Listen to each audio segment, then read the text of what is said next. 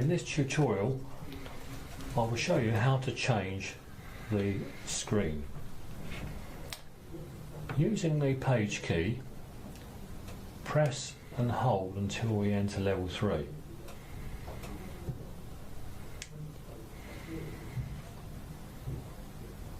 Use the up arrow key and enter number 3. Press the page key and advance to access. Press the scroll key several times until you see home. In this particular instance, the output, the screen has been set to output. We will change the screen to STD, which is a standard screen which gives you a temperature and a set point at the bottom. So using the arrow keys, select STD.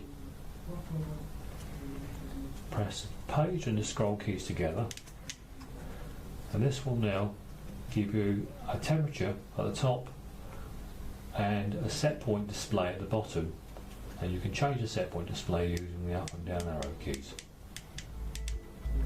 For more information and instructional videos, please visit Eurotherm.com.